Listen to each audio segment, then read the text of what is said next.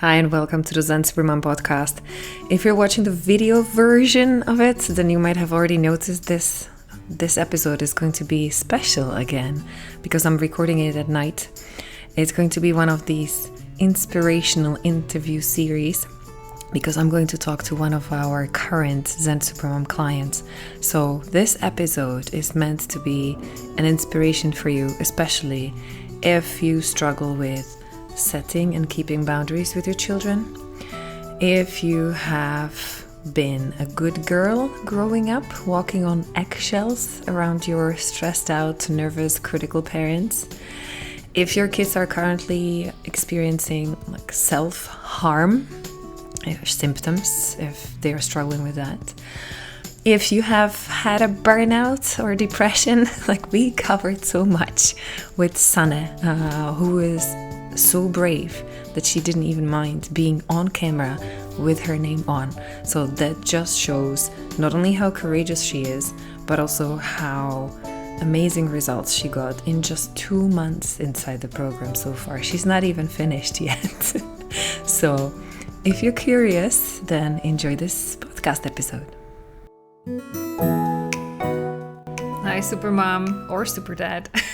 Alena here, your mommy tantrum specialist and the founder of the Zen Supermom system. And me and my team have helped hundreds of moms and dads start setting healthy boundaries with calm. And this is the first parenting podcast that is not about your kids, that shows you why none of the parenting techniques helped you stop yelling at your kids and how to control your emotions from jumping out so that you can be the safe, loving parent you wish you had growing up. This is the Zen Supermom podcast.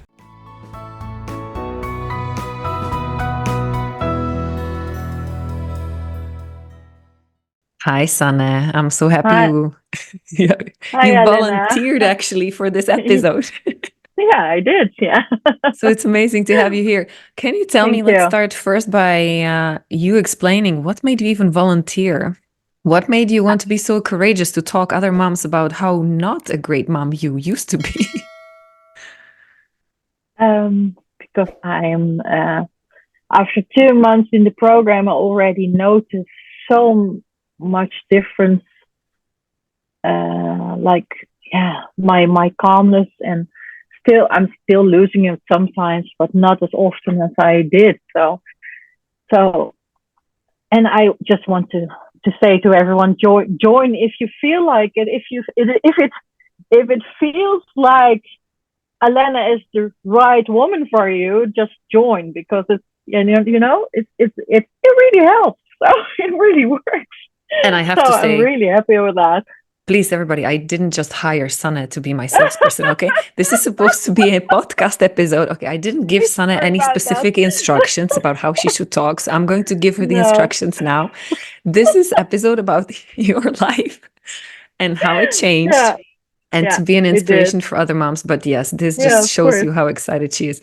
Sanne, how about we start at the beginning? So you're a mom of how many children? How old are they? Is there any partner, wife, husband, anybody in the picture? Share with our listeners. I'm living with my husband. I've got 2 little boys. One is in July 5, and the other one will be 2 in a month. And they're really, really, really nice little boys. And the elder one is always triggering me because he's very far in his brain, and he triggers me since since the younger one is born. He triggers me constantly. And I was just yelling at him all the time from the day he was 3 and he started talking. I couldn't just be nice to him anymore. If he was just telling me things, and I was like, why aren't you listening to me? Why aren't you listening to me? Why aren't you doing the things I'm telling you? And why are you so difficult? That kind of thing. And I couldn't understand it. And he was so he was looking at me like, yeah, mama, you don't do it right or something like that. And then I got more triggered, more mad at him, and he wasn't doing anything I was asking him.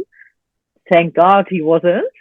And um, I was just looking for parenting advice and all kind of programs I've done, and everything. Every program looks at the kids like the problem, and I thought, no, but my kid is not the problem. That can't be it. Uh, he is only here for 3 years. He's only 3 years on this earth. How can he be the problem? He can't be the problem. So then I started looking for something else, like trauma. I thought there's a lot of trauma in my body, and I can't get rid of it. Everything that I've done with psychologists and everything, it wasn't working. I thought it's still stuck in my body. I can't get rid of it. I don't know how to. And the only thing I knew was that my little boy was pressing every single day. He was pressing those wounds. And I was like, what on earth is this? What do I have to do with this? And then I started another session, BRTT session, just to get rid of the trauma. Something came up, very, very, very interesting. But still, it wasn't done. I felt it wasn't finished yet.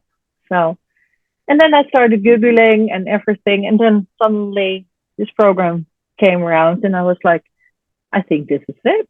But I'm not sure of why I felt like that. But I think that the combination of brain and body, that kind of combination is, I think, the best combination you can have if you want to start with real trauma. How do you say it? Trauma healing. Yeah. I think the best mixture is your body and mind. That mixture is the only thing you need to get rid of your traumas. And then you can look at your little boys pretty differently. So curious, because you're mentioning, first of all, congratulations on having the awareness that it was not your boys, it was not your eldest one who was the challenge. And that's usually such a big aha moment that not every parent comes to. There's still a lot of parents who are showing it, like shoving it on the kids. And I'm not here to judge anybody. I'm not here to point fingers. I used to do the same. So, but congratulations that you were already at the point that you realized, like, oh my goodness, it's me. It's my anger. It's my body with my trauma. So that's already amazing. And I would love to get to the point because we had your assessment call. I have it in front of me, my notes, on the 16th of February, which is like 2.5 months ago from when we are recording this podcast episode. And you were telling me, like, I've already done so much. I've already tried so much. And you were having some psychologist sessions before. And you were even mentioning to me, like, you had a burnout, you were in depression, and they were giving all these sessions. None of that was working. So what was your thinking, feeling, decision process that made you feel like this is the thing I want to try? Like, this is the thing that maybe there's some hope that it can help me. Maybe because, first of all, I liked your face. That helped. Who would have thought? Yeah, but I normally, if I have a therapy session with somebody or whatever therapy it is, I always look at somebody's picture, and if it's okay for me, the face is okay, the eyes are okay, then I go to the therapy, and most of the time it worked for me then. But this time I was thinking, okay, this works. I think that the combination of heart and body and brain is probably the best combination to get, if you start EMDR, they just change it from one part of your brain to another part of your brain, hide it a little bit more for you, but then it's still stuck in your body. Then So it your means it still kid comes can up whenever you get triggered. still comes up. Yeah, of course, it still comes up. So I thought this is not going to work for me. I know my body. I know how it works. I know that it's stuck in my body. I need to get rid of it. It has to flow. That's the right word. It has to flow. It has to flow through my body to not to get rid of it. You can't get rid of it. Like, you can't get rid of it, but you can deal with it. And I think that's probably the one thing that I thought, okay, this is probably it.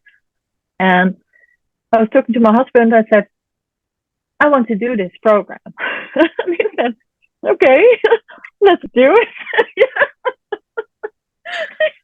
Love it. I said, I just need your money.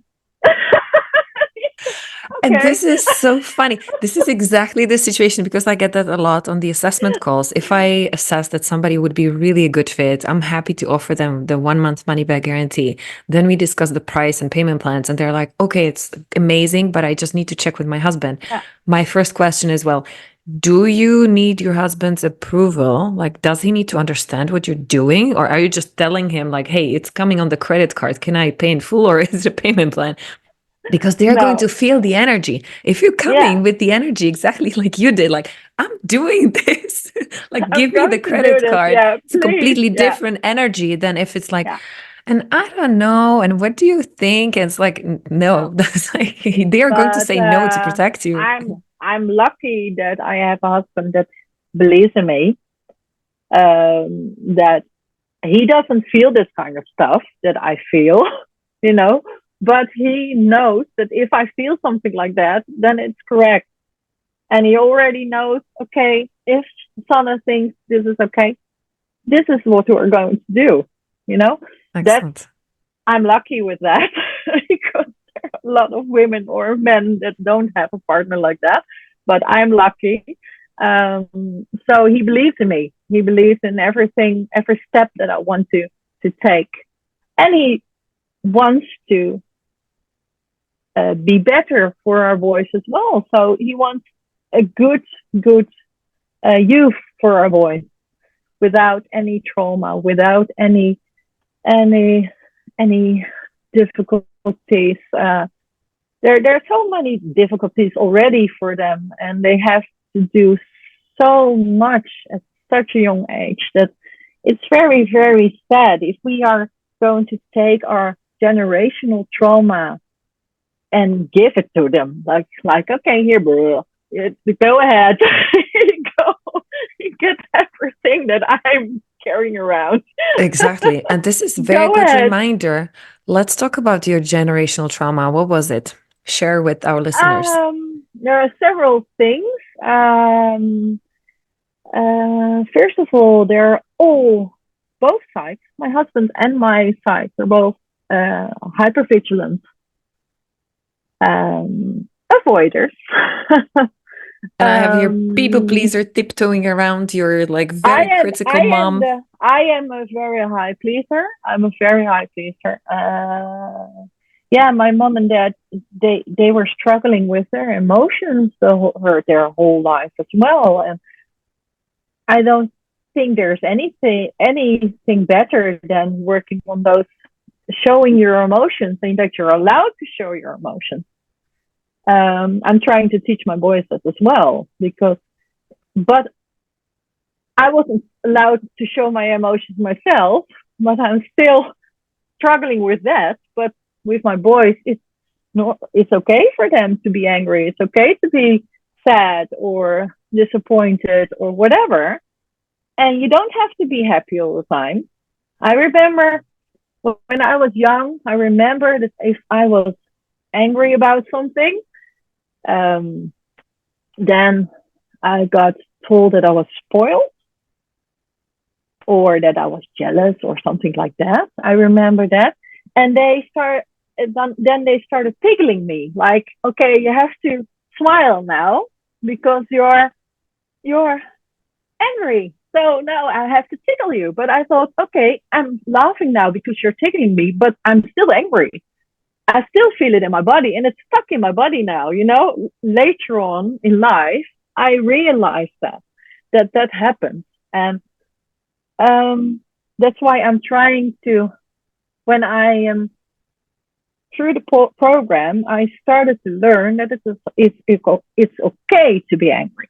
It's okay to be disappointed. It's not okay to take it all out on somebody else. It's not okay. And I grew up in a family where it was normal to blow up. So everything is okay all the time. And then suddenly it explodes. And why? You have no idea as a child. You have no idea what you've done. But it's something that you feel the energy. You feel that there's something wrong. It can happen all the time, but you don't know when. And then suddenly, paf, it happens. And that's what I don't want for my kids, that they're always how do you call it? Tiptoeing around? Yeah. I really don't want that for my kids. And that's one of the things that I thought I have to work on myself to get rid of all this trauma. I have to get rid of my own trauma. I have to get rid of my generational trauma. And yeah, that's it. I wanted to get rid of it. I wanted to let it flow. I want to make sure that it's flowing instead of stuck in my body or in the body of our kids, you know? So that was most important for me to start this journey. And they're so lucky to have you. And one day their wives or partners, husbands, they will come and kiss your feet for like how amazingly you raised the boys, being emotionally aware and available, not shutting off. Because I feel like, of course, and I don't want to do any like gender generalizations, but I feel it's important even more for boys than for girls. Even as girls, we were pushed not to be angry. But I think the pressure for boys not to cry is even higher. Yeah. Like, man up, don't be a wussy. The emotions are for the weak. So I think it's really important. Don't be sissy. It didn't hurt, did it? You know, how on earth can you decide for somebody else if something hurts? You can't say that something doesn't hurt, or the sentence like what is like they say, oh, but that's not that bad. Other people have it worse than you. That kind of thing. I think why like that? Why is every single feeling of every human being is valid? Why is it being just whooshed away? Like, okay, that doesn't matter what you're feeling. It doesn't matter what you know. Yeah. And it has everything to do with not being emotional. How do you call it? Emotional, developed. Yeah. There's everything to do with that development of emotion. If you're not emotional developed, then you can't deal with somebody else's emotions. Exactly. Because it's too much even for you. How can you be an example for somebody else? Yeah. Yeah, you just have to shut it down. That's all you have to that you're doing. You're shutting it down because you can't deal with it. And that's what most parents do. And that's what I was doing. And I don't want that because I want my boys to say, Mommy, I didn't like that what you were doing. And then I say, okay, thank you for telling me. Thank you for letting me know because I don't want you to feel hurt or disconnected from me or whatever. So yeah. And that doesn't mean we let them do whatever, whenever they want, right? It's about setting those healthy boundaries with natural consequences. How is Yeah, that going for you so far? Do you want to it's share after going. 2 months in the Yeah, program? yeah, it's going much better. The only thing that I was struggling with was that a natural consequence feels like a punishment for me because that's what I'm used to, you know? Mm.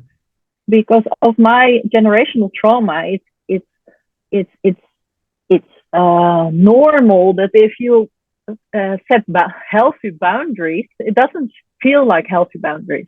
It feels like you're punishing somebody. And now I am, thanks to my one-on-one sessions, I found out that it's just normal what I did. Yeah, can I tell you an example from a couple of weeks ago? Is that Please, okay? yeah, yeah. Yeah, a couple of weeks ago, I went with my husband and my boys when we went to the supermarket, a big supermarket, and they were pretty much overwhelmed. I think it was big and loud, and everything was all colors and stuff. And they wanted to walk around with a little basket with a shopping basket on wheels, both of them. And I said, okay, that's okay, but it's not a racing game. So what happened? It turned into a racing game. It turned into a racing game. Who So I could have said, expected that? oh yeah, thank you, Mama, for the good tip. We're going to start a racing game. Yeah. So then I said to my eldest, because the youngest is always following around the eldest around. So I was saying to him, darling, I'm going to stop you now. I want you to slow down. If you keep racing this little basket, we're going to the car. And then I saw him. Whoosh! I was like, okay, I'm going to grab your hand. And the other one, I'm going to grab yours. And I said to my husband, okay, you go fix the groceries. I'm going to the car now. So I grabbed both of the hands of the boys. Was really pissed off, but I was really quiet, really calm. And they were screaming their heads off. I wasn't holding the angry or whatever. I was just holding them and said, yeah, we're going to the car now because I told you so. And I warned you, we're going to the car. We're not racing in the supermarket. We're going to the car. So I said to the lady, can you please open the door? Because I have to get out of the supermarket. And I said to him, but my husband will take care of the groceries. Okay. So I left to the car and they were screaming through the whole mall. They were screaming. And I said, yeah, boys, I'm sorry, but I can't do this. And we went to the car and I put my eldest, how do you call it? Older, yeah, my 4-year-old in the car. And I said to him, I'm not happy with this. So, and he said, yeah, but I'm really, really, really sad, Mama. I said, yeah, I understand. And I don't mind that you are allowed to be sad. And I am angry, and I'm allowed to be angry. Excellent. So I put my younger kid in the car as well, and I sat down. I said, "Are you both hungry?" Yes, we are. Okay, so we ate a sandwich. Normally, I was shouting and screaming, and yeah, like a momzilla. And now I was just okay. I'm angry. Yeah. Or feeling judged, even like walking through the supermarket with two little shouting heads. Like, and with all those people looking at you, it was normally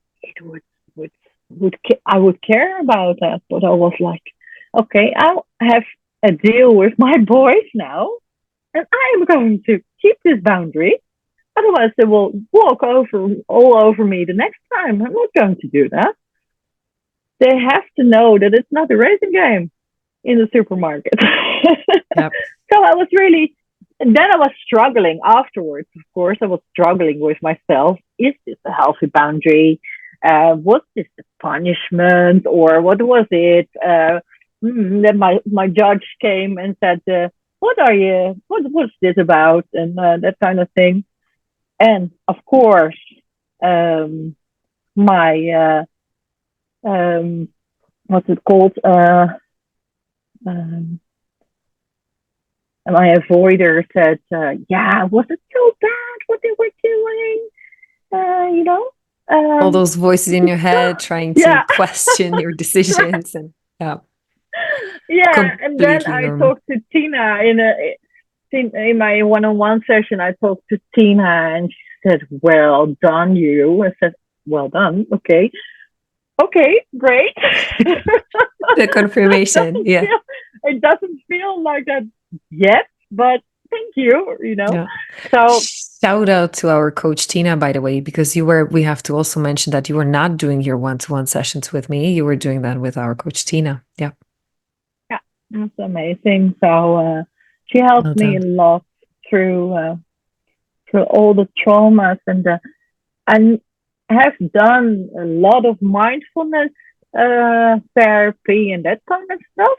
But I've never had these one-on-one sessions that you actually go and rescue yourself, your younger self. I had never done that before. So it's really, really amazing how it works that you actually can rescue your inner child. And that's really, really important, I think, that you have it all inside yourself.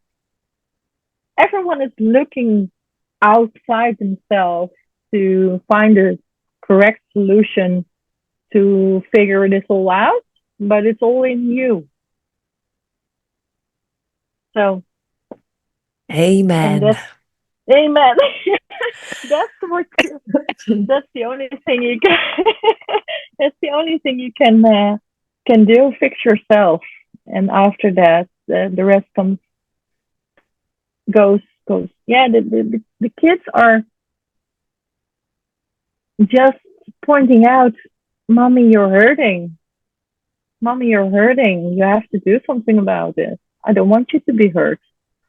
So, so that's the only thing that they're doing, and I think that's the best thing you can. I always thought that if I would have kids, that they would learn something about for me. I always thought that. I haven't learned it. I haven't taught them anything. They have taught me, yeah, okay, these things, the normal boundaries and stuff, but they have taught me much, much more than I could ever imagine. So if I always start if start a conversation with someone new, and I start something like this, a sentence like this, and then if somebody's looking like me, like okay, I don't know what you're talking about, then I always finish my sentence. Okay, this is not the person I have to talk to because they don't actually understand what I'm talking about, you know. So And that's the beauty about it. We are not here to convince anybody. We are not here no, to convert anybody. We are not here to no, push anybody to change, not our no, partners, husbands, mothers in law, our own parents. We no, are not here to point fingers and judge them. no. I love in what you're sharing is that really just like you do your thing, you heal whatever you need to heal and process in your body so that it flows. And just like this is the best thing you can do for your kids and for your life, by the way, like to get your life back. Because I don't know, how did you feel at the beginning? Did you also feel like you lost your identity and even like part of becoming a mom and like who am I now? And like because I this lost myself completely. I had no idea who I was. My body was different. My mind was different. I was scared of every single thing that happened in between my boy was in the first my first boy. I was scared of every single thing that I was never scared of anything. I didn't care. I live in Amsterdam. I was riding my bike at 4 o'clock in the morning. I really didn't care. I wasn't scared of anything. And now as I was walking around with my little boy, and I was like, oh, there's water on the 20 meters away from us. Maybe he falls in. And I was like, what on earth are you doing? That kind of thing. I really didn't understand what I was doing. And I had no idea who I was. My mother always said, my mother didn't understand why you suddenly are only the mother of, or the wife of, never your own name anymore. And then I suddenly realized, yeah, I've never had my first name anymore because I'm always the mother or the wife. And that's it. Yeah. There is no identity anymore. You Yeah. have no idea who you are anymore because everything has to rewire again because you have all those emotions and all those feelings that are so much higher than you. And the motherhood changed me completely. I was like they say that you actually how do you say it? The rebirth that you're reborn. Yeah, for as a mother, you are born at the time that you get your kids. That's true, yeah. And that's true. It's completely true. You get a complete, everything is different. Everything changes. What I really found the hardest was that my husband could go anywhere without consulting me, without asking me. He could just pack his bag, go outside. I'll see you later. And then I was like, why can't I do that anymore? Why is that? Why did it change? Because it's your kid as well. Why did it change? Why is it suddenly my responsibility just to look after our boy? Yeah. Why is that? And that's probably something that I learned from my mother, that she was feeling really responsible for me, and my dad was going everywhere without thinking, okay, maybe she can't work when the sun is around, or Yeah. Nothing changes for men. It doesn't look like a change for men. Not that extreme as for women, I believe. Yeah, like it is for us.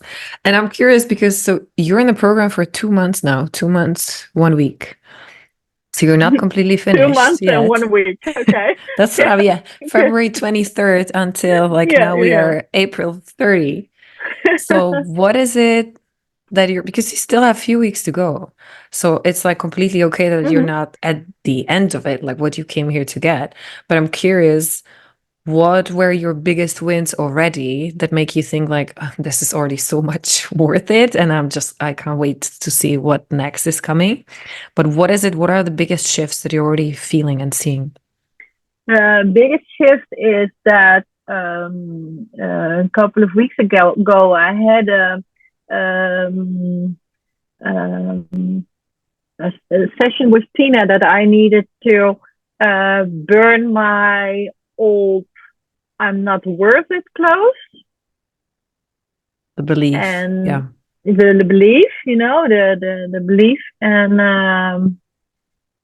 then she said, okay, you have to get rid of everything. So inside your body, everything you have to get. I felt it coming out of me. And I actually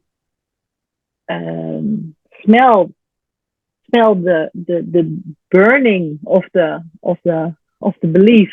Even though it was just in your mind. Yep. Yeah, it was in my mind, and I could smell it. So it was really, really, extremely interesting how it works. And after that, I had to. She asked me, "What kind of belief would you take on now?" And I said, "Yeah, I'm worth it belief. I'm worth it belief. Yeah, that's the only thing I can think of now."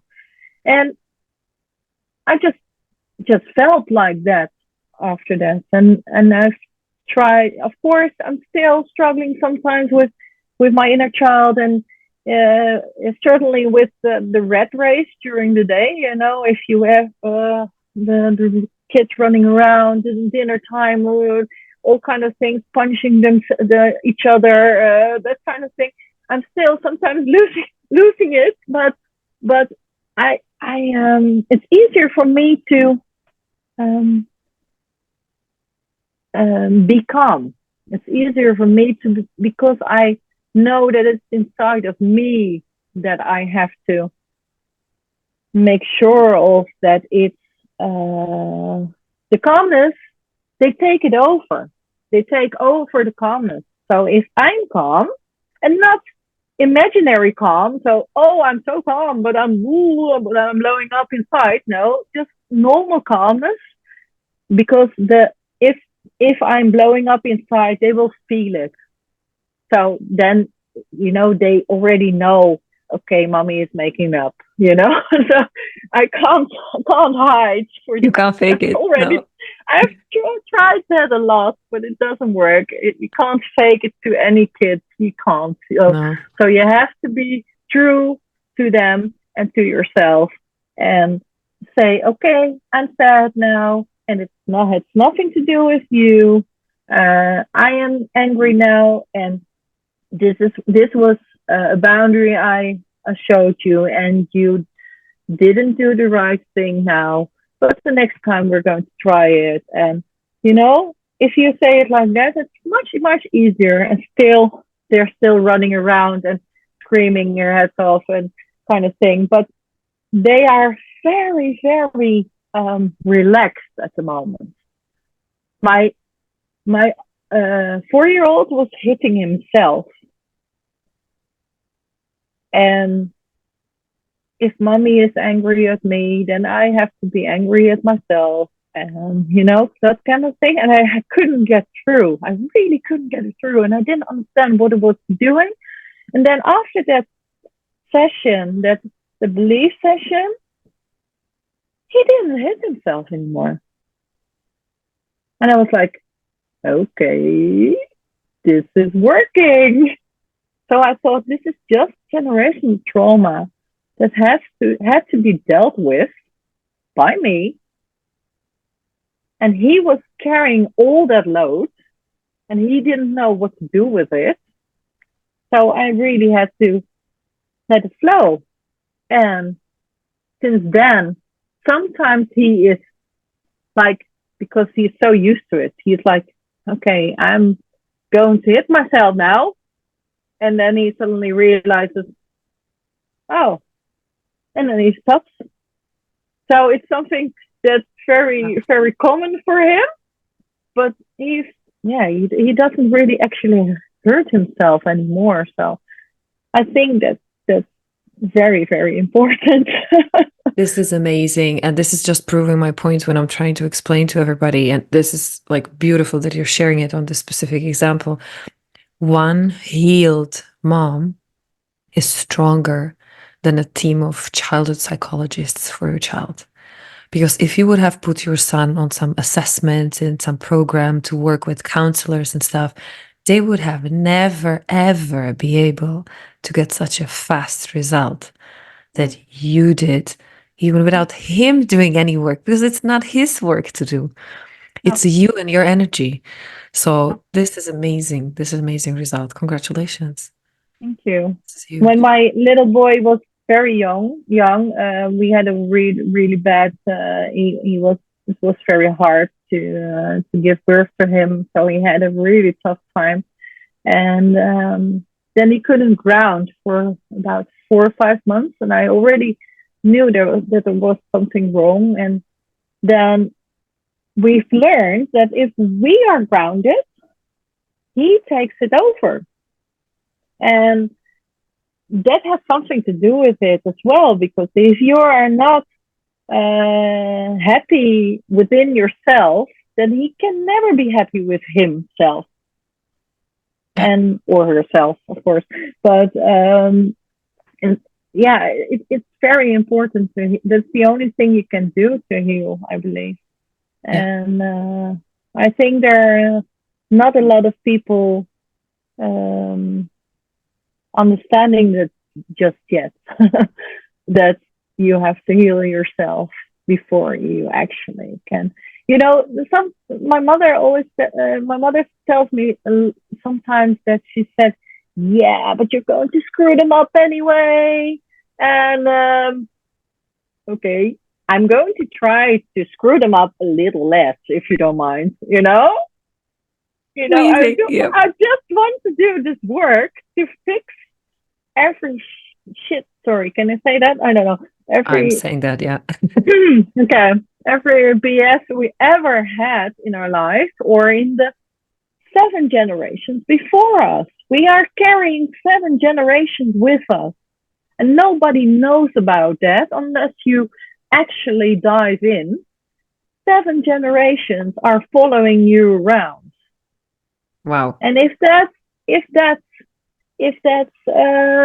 war, rape, whatever, it all comes down to that one mother that gives that load to their children.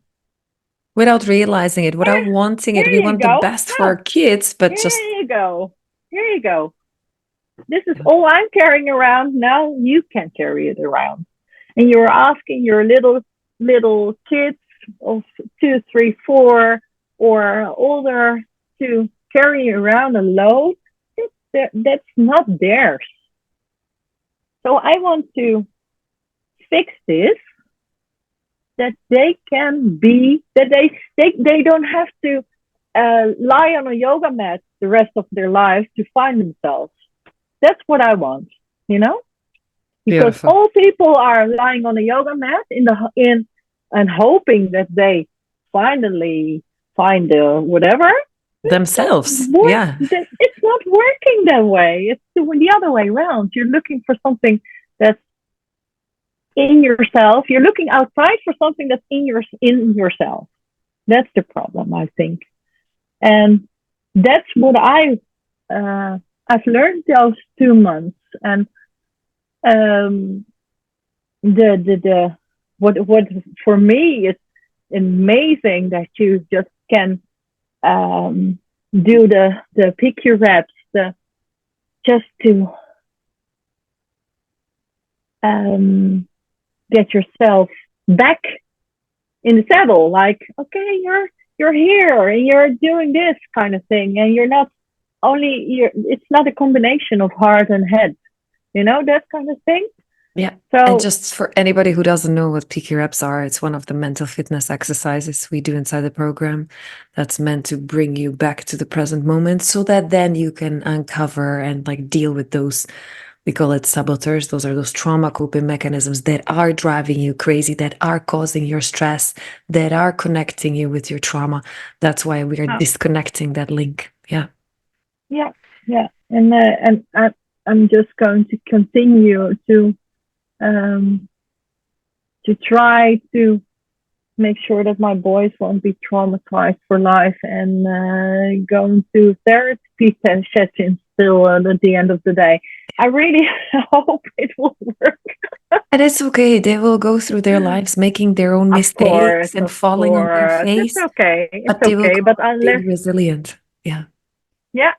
And that's very important for me. That a couple of weeks ago, my boys they are wearing a lot of color, and of course everyone tells me something about that or them or whatever.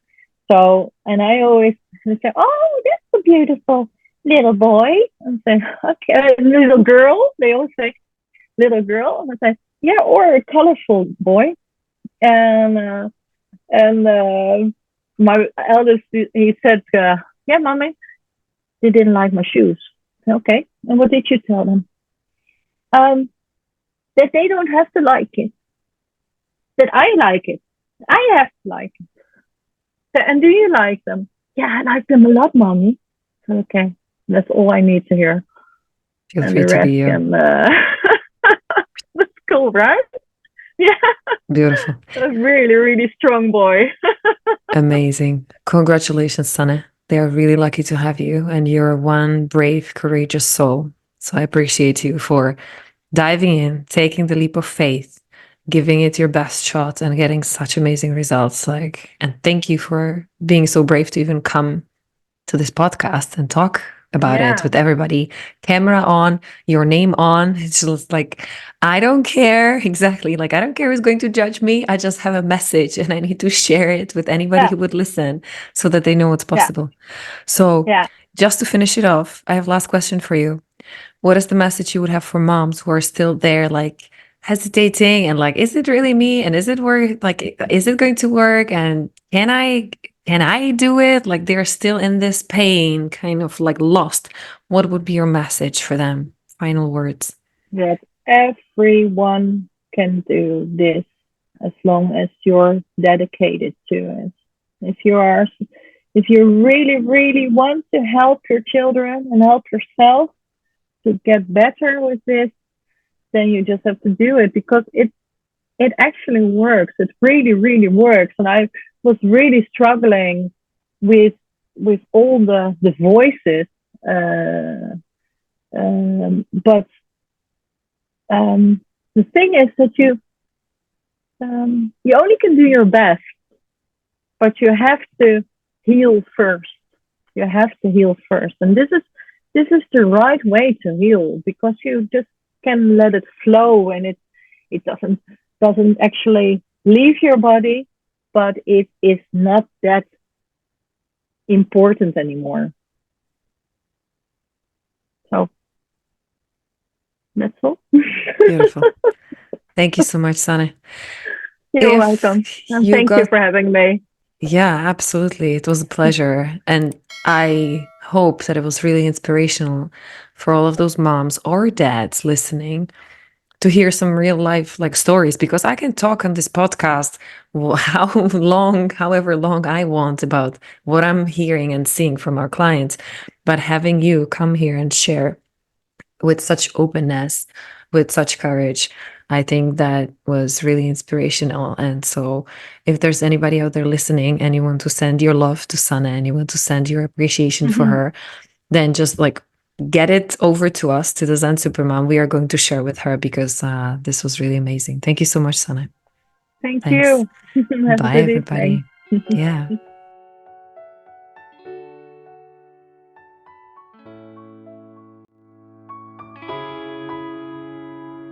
Yeah.